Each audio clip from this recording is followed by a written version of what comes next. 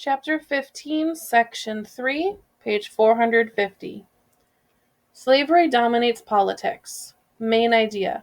Disagreement over slavery led to the formation of the Republican Party and heightened sectional tensions. Why it matters now. The Democrats and the Republicans are the major political parties of today. Terms and names. Republican Party, John C. Fremont, James Buchanan, Dred Scott versus Sanford, Roger B. Taney, Abraham Lincoln, and Harper's Ferry. One American Story. Joseph Warren, editor of the Detroit Tribune, wanted the anti-slavery parties of Michigan to join forces. In 1854, his newspaper pushed them to unite. A voice from the past. A convention should be called, irrespective of the old party organizations, for the purpose of agreeing upon some plan of action that shall combine the whole anti-Nebraska, anti-slavery sentiment of the state upon one ticket, set of candidates endorsed by a political party. By July, anti-slavery politicians from various parties, including the Whigs, Free Soilers, and some Democrats, had settled their differences. On July 6, they met to form a new party to concentrate the power sentiment of the state against the aggression of the slave power. In memory of Thomas Jefferson, they called themselves Republicans. In this section, you will learn why the Republican Party was formed and how it changed American politics in the 1850s. The Republican Party forms. The creation of the Republican Party grew out of the problems caused by the Kansas-Nebraska Act of 1854. The law immediately caused a political crisis for the Whig Party. Southern Whigs had supported the bill for the same reason that Northern Whigs had opposed it. The bill proposed to open new territories to slavery. There was no room for compromise, so the party split. The Southern Whigs were destroyed by the split. A few joined the Democratic Party, but most searched for leaders who supported slavery and the Union. The Northern Whigs, however, joined with other opponents of slavery and formed the Republican Party. The Republicans quickly gained strength in the North. Bleeding Kansas was the key to the Republican rise. Many people blamed the violence on the Democrats. With the 1856 elections nearing, the Republicans believed that they had an excellent opportunity to gain seats in Congress and win the presidency. The Republicans needed a strong presidential candidate in 1856 to strengthen their young party. They nominated John C. Fremont. Young and handsome, Fremont was a national hero for his exploration in the West, which earned him the nickname the Pathfinder. Republicans liked Fremont for a couple of reasons. He had spoken in favor of admitting both California and Kansas as free states. Also, he had little political experience and did not have a controversial record to defend. Even so, the Republican position on slavery was so unpopular in the South that Fremont's name did not appear on the ballot there. The election of 1856. The Democrats nominated James Buchanan to run for the presidency in 1856. As a minister to Great Britain, he had been in England since 1853 and had spoken neither for nor against the Kansas-Nebraska Act. Buchanan took advantage of his absence from the country. He said little about slavery and claimed that his goal was to maintain the Union. Buchanan appealed to Southerners, to many people in the Upper South and the border states, and to Northerners who were afraid that Fremont's election would tear the nation apart. The Americans, or Know Nothing Party, also nominated a presidential candidate in 1856. They chose Millard Fillmore, who had been president following the death of Zachary Taylor from 1850 till 1853. But the Know-Nothings were divided over slavery and had little strength. The 1856 presidential election broke down into two separate races. In the North, it was Buchanan against Fremont. In the South, it was Buchanan against Fillmore. Buchanan won. He carried all of the slave states except Maryland, where Fillmore claimed his only victory. Buchanan also won several northern states. Although he lost the election, Fremont won 11 northern states.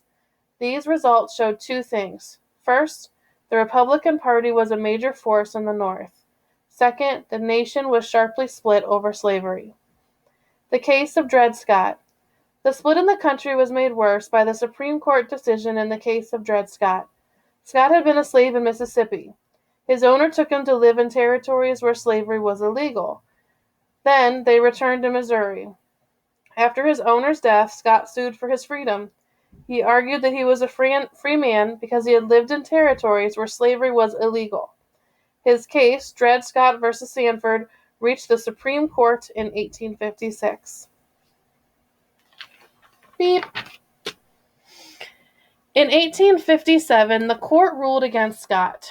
Chief Justice Roger B. Taney delivered his opinion in the case. In it, he said that Dred Scott was not a U.S. citizen. As a result, he could not sue in U.S. courts.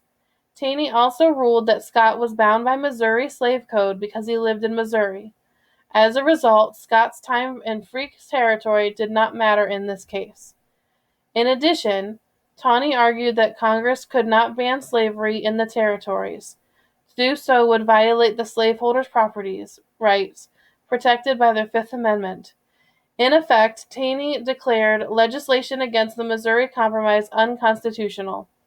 Southerners cheered as the court's decision. Many Northerners were outraged and locked into the Republican Party to halt the growing power of the Southern slaveholders. Lincoln and Douglas debate. After the Dred Scott decisions, the Republicans changed from that Democrats wanted to legalize slavery, not only in all U.S. territories, but also in all the states. They used this charge to attack individual Democrats. Stephen A. Douglas, sponsor of the Kansas-Nebraska Act, was one of their main targets in 1858. That year, Illinois Republicans nominated Abraham Lincoln to challenge Douglas for his U.S. Senate seat. In his first campaign speech, Lincoln expressed that the Northern fear that Southerners wanted to expand slavery to the entire nation. He set the stage for his argument by using a metaphor from the Bible. A house divided against itself cannot stand. I believe this government cannot endure permanently half slave and half free. I do not expect the Union to be dissolved. I do expect the house to fall. But I do expect it will cease to be divided. It will become all one thing, all or all the other. Later in that year, the two men held formal debates across Illinois. The Lincoln-Douglas debates are now seen as models of political debate. At the time, the debates allowed people to compare the short, stocky, well-dressed Douglas with the tall, thin, gawky Lincoln. The two men squarely addressed the nation's most pressing issue, the expansion of slavery. For Lincoln, slavery was a social, and a political wrong. But he did not suggest abolishing slavery where it already existed. He argued only that slavery should not be expanded.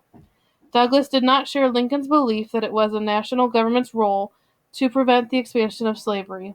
Instead, he argued that popular sovereignty was the best way to address the issue because it was the most democratic method to do so. But popular sovereignty was a problem for Douglas. The Supreme Court decision in the Dred Scott case had made popular sovereignty unconstitutional. Why? It said that people could not vote to ban slavery because doing so would take away slaveholders' property rights. In the debates, Lincoln asked Douglas if he thought people in a territory who were against slavery could legally prohibit it despite the Dred Scott decision. Douglas replied that it did not matter what the Supreme Court might decide about slavery because the people have the lawful means to introduce it or exclude it as they please. Douglas won re-election. Lincoln, despite his loss, became a national figure and strengthened his standing in the Republican Party. John Brown attacks Harper's Ferry. In 1859, John Brown, who had murdered pro-slavery Kansas 3 years before, added to the sectional tensions. Brown had a plan. He wanted to inspire slaves to fight for their freedom. To do this, he planned to capture the weapons in the U.S. arsenal at Harper's Ferry, Virginia. On October 16, 1859, Brown and 13 followers, 13 whites and 5 blacks, captured the Harper's Ferry arsenal. They killed 4 people in the raid. Brown sent out the word to rally and arm local slaves.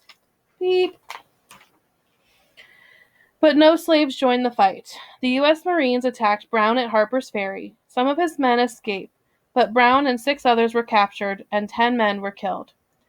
Brown was then tried for murder and treason. He was convicted and sentenced to hang. On the day he was hanged, abolitionists tolled bells and fired guns in salute. Southerners were enraged by Brown's actions and horrified by Northern reactions to his death. As the nation headed to the election of 1860, the issue of slavery had raised sectional tensions to the breaking point. In the next section, you will read about the election of 1860 and its effect on the nation.